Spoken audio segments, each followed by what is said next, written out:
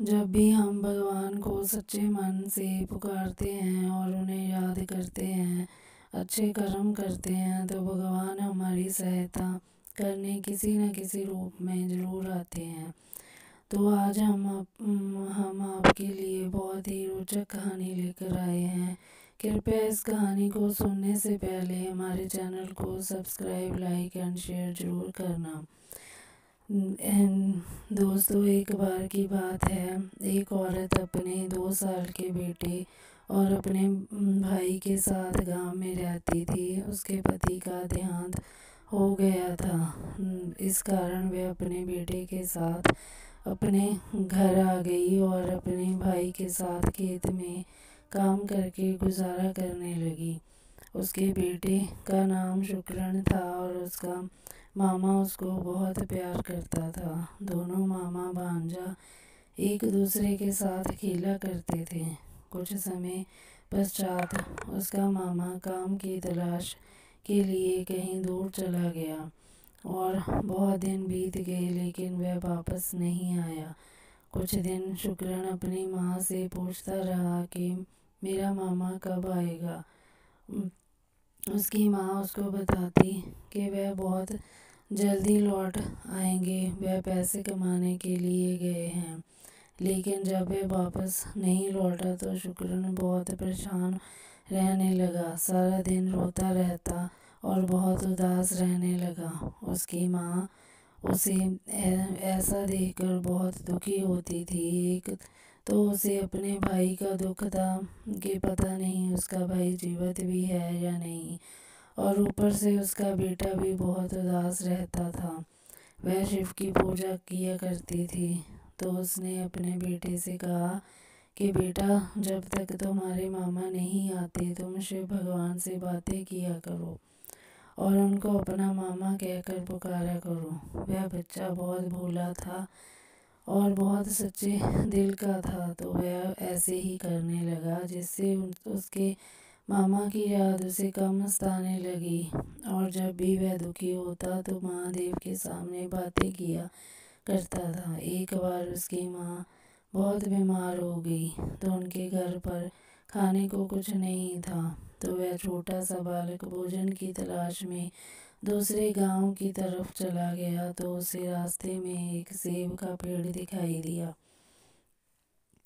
सेब के पेड़ के नीचे शिवलिंग रखा हुआ था और उस गांव वाले उस शिवलिंग की पूजा किया करते थे।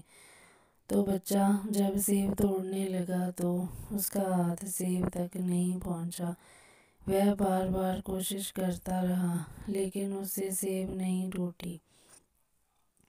वह बहुत भूखा था और भोला था, तो उसे कुछ नहीं सूझा। वह शिवलिंग पर चढ़कर सेब तोड़ने लगा, लेकिन फिर भी उसका हाथ नहीं पहुंचा। इतने में कुछ गांव वाले वहां पर आ गए और उन्होंने शुक्रण को बहुत जोर से धमकाया और कहा कि तुमने यह क्या कर दिया, भगवान तुम्हें माफ़ नहीं करेंगे और साथ ही में हमारे गांव वालों को भी इसकी सज़ा मिलेगी।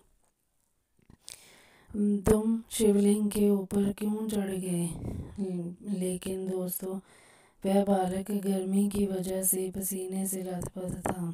जब वह शिवलिंग पर चढ़ा तो कुछ पसीने की बूंदें शिवलिंग के ऊपर गिर गई, जिसे देखकर भगवान को उस पर बहुत दया आ गई कि मेरा भक्त भूखा प्यासा फिर रहा है।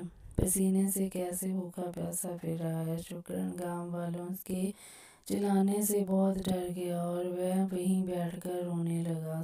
जब सभी गांव वाले वहां से चले गए तो भगवान वहां प्रकट हुए एक साधारण से रूप में और बोले, तुम्हें क्या चाहिए? उसने कहा, कुछ नहीं, मुझे बहुत भूख लगी है, मुझे कुछ खाने को चाहिए। तो भगवान ने उसे सेब तोड़ कर दी और कुछ समय पश्चात भगवान ने कहा कि तुम्हें जो चाहिए मांग लो। और भगवान ने अपना असली रूप धारण कर लिया। तो बच्चे ने कहा, मेरी माँ को ठीक कर दो, वह बहुत बीमार है। और भगवान ने कहा, बस इतनी सी बात, कुछ और मांग लो। तो उसने कहा कि मेरे मामा वापस आ जाएं। तो भगवान ने उसको कहा कि बहुत जल्दी तुम्हारे मामा वापस आ जाएंगे। बच्चा बहुत खुश हो गया। जब वह घर गया तो उसने देखा कि उसकी माँ बिल्कुल ठीक हो गई है।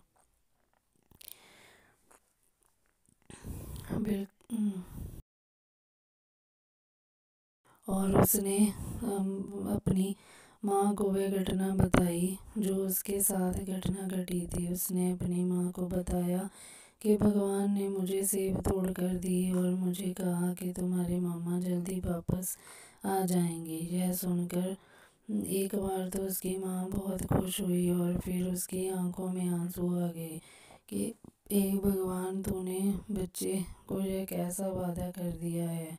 कुछ दिनों बाद भगवान उसके मामा का रूप धारण करके उसके घर के बाहर आए और जोर से आवाज़ लगाई, शुक्रण शुक्रण, मेरे भांजे कहाँ हो, मैं आ गया हूँ। उसकी माँ दौड़कर बाहर आई और अपने मामा की गोद में चढ़ गया। उसकी माँ यह सब देखकर बहुत प्रसन्न हुई, लेकिन उसकी प्रसन्नता कुछ देर की ही थी। कुछ देर बाद वह सोचने लगी कि मेरा भाई तो इस दुनिया में नहीं है।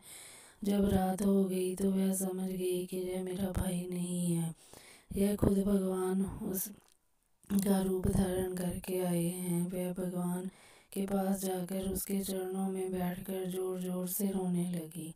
जब भगवान ने उसको देखा और कहा, तुम्हारा बेटा बहुत अच्छा है, मैं तुम्हारे बेटे के कोमल मन से बहुत प्रसन्न हूँ, तो मुझे आना ही पड़ा, नहीं तो मेरा किया हुआ वादा झूठ हो जाता। अगले दिन सुबह भगवान शुक्रण से कहते हैं कि मैं शहर वापस जा रहा हूँ पैसे कमाने के लिए। वहाँ पर मेरा बहुत बड़ा काम है, मेरा जाना ज़रूरी है। जब भी तुम्हें मेरी याद आए तो तुम मुझे दिल से पुकार लेना, मैं तुम्हारे पास आ जाऊँगा। ऐसा कहकर महादेव वहाँ से चले जाते हैं और उस बच्चे और महादेव का रिश्ता जन्म जन्मों का जुड़ जाता है। तो दोस्तों, देखा कैसे जब हम सच्चे मन से भगवान को पुकारते हैं तो वह चले आते हैं।